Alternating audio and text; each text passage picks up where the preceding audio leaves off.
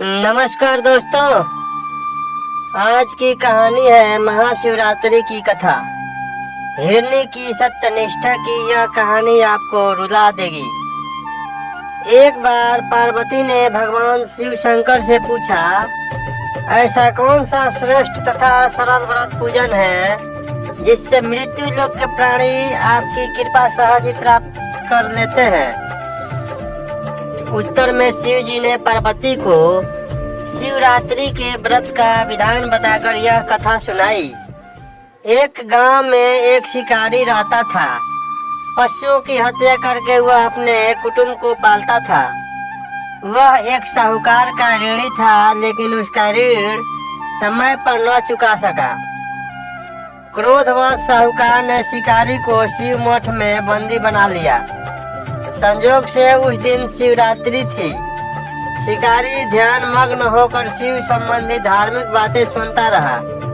चतुर्दशी को उसने शिवरात्रि की कथा भी सुनी। संध्या होते ही साहूकार ने उसे अपने पास बुलाया और ऋण चुकाने के विषय में बात की। शिकारी अगले दिन सारा ऋण लौटा देने का वचन देकर बंधन से छूट गया। अपनी दिनचर्या की भांति वह जंगल में शिकार के लिए निकला, लेकिन दिन भर बंदी गृह में रहने के कारण भूख प्यास से व्याकुल था। शिकार करने के लिए वह एक तालाब के किनारे बेल वृक्ष पर पड़ाव बनाने लगा। बेल वृक्ष के नीचे शिवलिंग था जो बेल पत्रों से ढका हुआ था।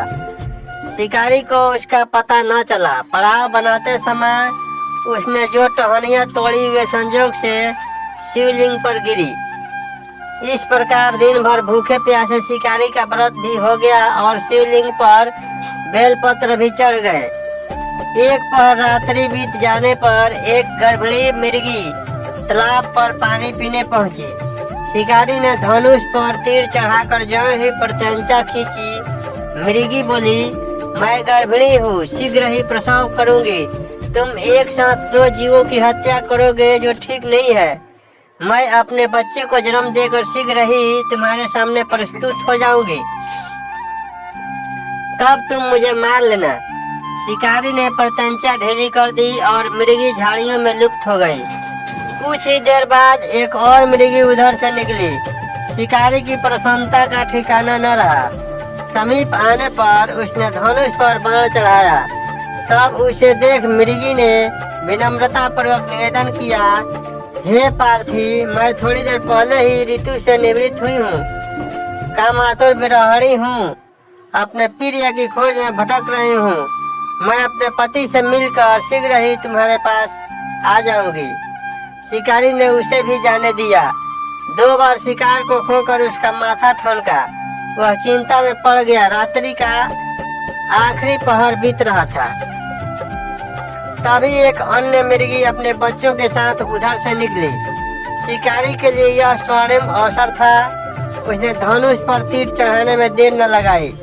वह तीर छोड़ने ही वाला था कि मृगी बोली, हे पार्थी, मैं इन बच्चों को पिता के हवाले करके लौट आऊंगी। इस समय मुझे मत मार। शिकारी हंसा और बोला, सामने आए शिकार को छोड़ दूं? मैं ऐसा मूर्ख नहीं।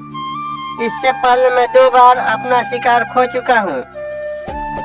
मेरे बच्चे भूख प्यास से तड़प रहे होंगे।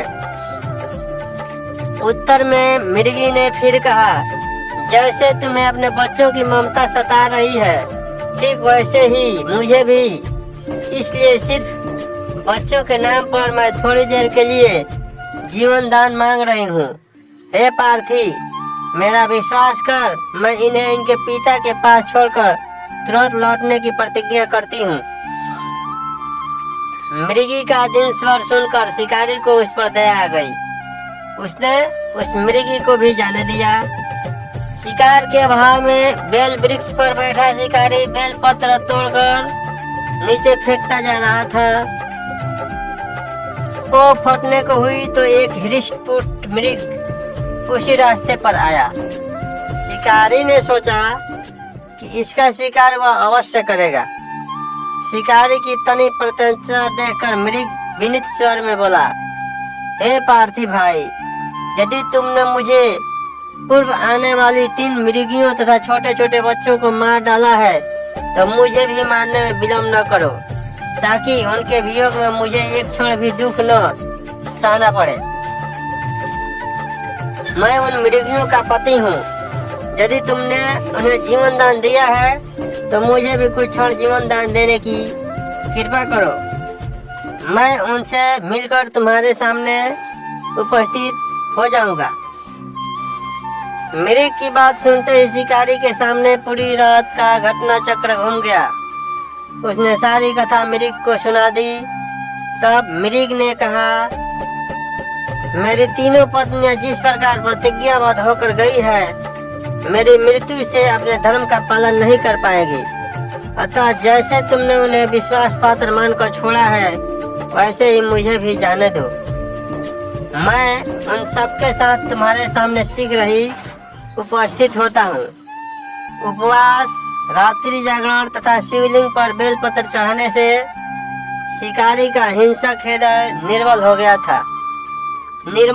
था। उसमें भगवत शक्ति का वास हो गया था। धनुष तथा बाण उसके हाथ से सहज ही छूट गए। भगवान शिव की अनुकंपा से उसका हिंसक हृदय कारुणिक भावों से भर गया। वह अपने अतीत के कर्मों को याद करके पश्चाताप की ज्वाला में जलने लगा। थोड़ी ही देर बाद मृग सपरिवार शिकारी के समक्ष उपस्थित हो गया, ताकि वह उनका शिकार कर सके। किंतु जंगली पशुओं की ऐसी सतता, सात्विकता, सामूहिक प्रेम भावना देखकर शिकारी को बड़ी ग्लानि हुई। उसके नेत्र से आंसुओं की झड़ी लग गई। उस मृग परिवार को न मारकर शिकारी ने अपने कठोर हृदय को जीव हिंसा से हटा सदा के लिए कोमल एवं दयालु बना लिया। देवलोक से समस्त देव समाज भी इस घटना को देख रहा था। घटना की परिणति होते ही देवी देवताओं ने पुष्प वर्षा की। तब शिकारी तथा मृग परिवार मोक्ष को प्राप्त हुए। तो दोस्तों, ये थी आज की कहानी।